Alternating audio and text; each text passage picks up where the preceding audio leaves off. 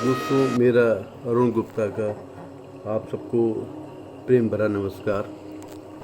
आज मैं एक ये वीडियो में एटीएम के रिलेटिव फ्रॉड्स पर बना रहा हूँ, क्योंकि अभी हाल ही में एक सर्वे हुआ था। उसके हिसाब से जो अशिक्षित वर्ग है उनकी तुलना में जो शिक्षित वर्ग है और जो बहुत अपने को पढ़ा लिखा वर्ग समझता है उन वो फ्रॉड में ज़्यादा फंस रहे हैं और उनके खातों के बैलेंस ज़ीरो हो रहे हैं। तो इस चीज़ को ध्यान में रखते हुए मैं ये वीडियो इसलिए बना रहा हूँ ताकि आप सब लोगों को मैं ये क्वेश्चन कर सकूँ। दोस्तों, सबसे बड़ी और इम्पॉर्टेंट चीज़ है कि आपके मस्तिष्क में ये हमेशा रहना चाहिए कि चाहे कितनी भी बड़ी बैंक हो या कितनी भी छोटी बैंक हो, कभी भी किसी भी लेवल पर आपसे एटीएम कार्ड का नंबर, पासवर्ड, ओटीपी कभी भी नहीं पूछती है, किसी भी रूप में। जैसे कॉल करके, एसएमएस करके या ईमेल डाल के नहीं पूछेगी। तो ये अगर कोई भी इस तरह से कभी बात हो तो इसमें बिना कोई जद्दोजहद करते हुए ये मन में आ जाना चाहिए कि ये प्रैंक कॉल है और इसको आपको जवाब नहीं देना है, इसको आपको रेस्पॉन्ड नहीं करना है। दोस्तों, ज़्यादातर हम एटीएम कार्ड को इस्तेमाल करते हैं तो या तो बूथ में जाकर पैसे विड्रॉ करते हैं या किसी रेस्टोरेंट में या आप किसी शॉप पे जाकर के स्वाइप करते हैं, या आपके पास में फ़ोन्स आते हैं, ईमेल आ जाती है, एसएमएस आ जाते हैं, वो उसमें वो डिफरेंट तरीके से आपसे पूछते हैं और जिसमें कि आप उसको क्लिक करके आगे बढ़ें और उनके फ्रॉड में फंस जाएं। तो आपको करना क्या है, मैं आपको इस वीडियो के माध्यम से बताना चाहता हूँ।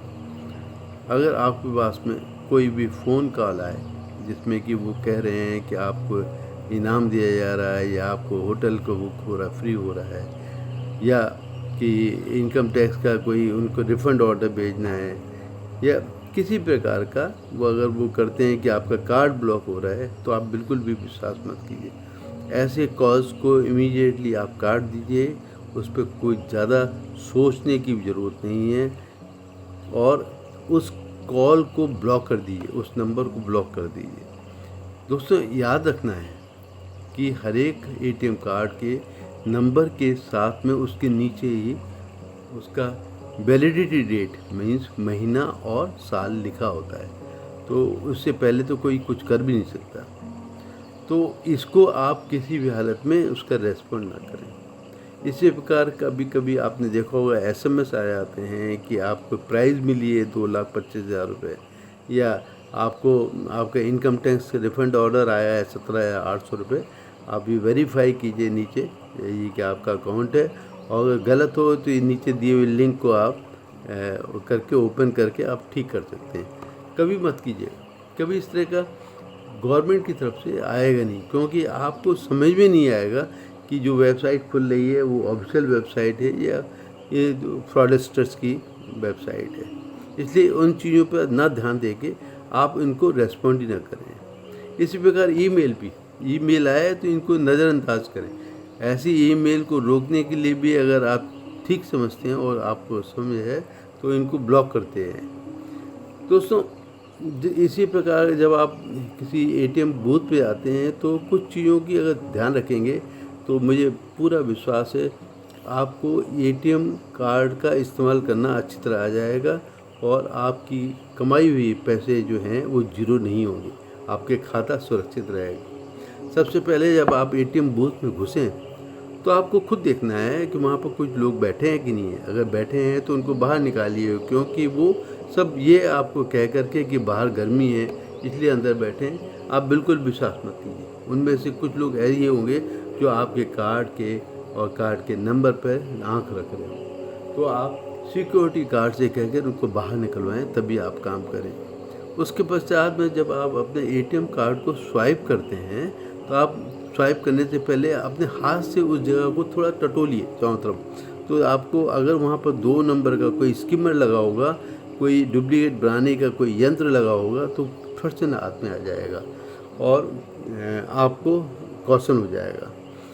इसी प्रकार जो आपकी जो कीबोर्ड होता है एटीएम का, उसको भी ध्यान से देखिए। उसके नीचे एटीएम कीबोर्ड के नीचे आप ध्यान से देखें। अगर लगता है वहाँ पर कुछ भी हाथ लगा लगा के देखें, अगर लगता है कुछ है लूज़ तो मतलब कुछ डाउट हो सकता है, और उसको आप बाहर निकाल के आप देख सकते हैं। ये सब फ्रॉड करने के तरीके हैं।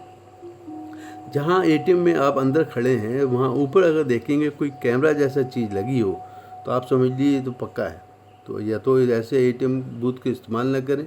अगर आपको कुछ कारणवश करना भी पड़े तो आप अपने हाथों का इस्तेमाल करें। अपने हाथों से उसको जहाँ कीबोर्ड है उस पर जो नंबर डालें उस पर आप बड़ा ध्यान रखें कि छुपा के डालना है। छुपा के हाथों से आप चाहे शोरूम में हो, चाहे रेस्टोरेंट में हो, कहीं भी आप गए तो छुपा के ही डालने की आदत बना लीजिए। सीधे ना डालें, कभी भी सीधे ना डाल के अपने कार्ड को के नंबर को आप छुपा के ही डालें। एक और चीज़ ज़रूरी है, वो ये है कि जब ये काम कर रहे हैं तो आप ये ना सोचें कि कोई देख नहीं रहा है, क्योंकि आपको देखने के लिए एक कैमरे लगे हुए हैं। तो आप खुद ही अपने को कौशल रखें। जब आप पैसा निकाल लें, पैसा निकालने के बाद में तब तक एटीएम बूथ को ना छोड़ें जब तक कि वहाँ पर जो ओरिजिनल स्क्रीन आ जाए। ओरिजिनल स्क्रीन लाने के लिए आप वहाँ नीचे एक क्लियर बटन होता है, उस क्लियर कीबोर्ड को 2-3 बार दबाएं तो अपने आप ही वो वहाँ पर ओरिजिनल स्क्रीन आ जाएगा। और जब तक ये नहीं आता है आपको छोड़ना है ही नहीं। एक और बात दोस्तों, वो है ये है कि जब आप पैसा निकाल लेते हैं, पैसा गिन लिया आपने, अपना कार्ड संभाल के अपने घर पास रख लिया, तो एक छोटी सी स्लिप निकलती है, वो आपकी पूरी डिटेल देती है। उस स्लिप को आप फाड़े नहीं, वहाँ रखे में नहीं, आप अपने साथ लेके जाए। किसी भी सूरत में उसको फाड़ के या वैसे ही फेंकना नहीं है, अपने साथ लेके जाएँ। चाहे घर में आप जा कर के उसको कुछ भी करें, पर वहाँ नहीं फेंकनी है। तो दोस्तों ये छोटी छोटी चीज़ें हैं, अगर आप ध्यान रखेंगे तो आपका जो कमाया वो गाड़ी कमाई का पैसा है वो सुरक्षित रहेगा, आप खुश रहेंगे। और मेरी आपसे यही रिक्वेस्ट है कि आप इसको लाइक करें, आप इसको सब्सक्राइब करें, और अपने दोस्तों को जिनसे आप अच्छे उनके ग्रुपों को आप जिनको आपके चाहने वाले हैं उनको ज़रूर भेजें, ताकि वो भी अपने इन ऐसे फ्रॉड से बचते रहें। दोस्तों अगर आपको लगता है कि कोई कमेंट है या किसी और टाइप की आपको वीडियो की आवश्यकता है तो हमारे कमेंट्स कॉलम में ज़रूर इसमें लिखें, ताकि हम नेक्स्ट जो वीडियो है उस पर बना सकें। आपका बहुत बहुत धन्यवाद।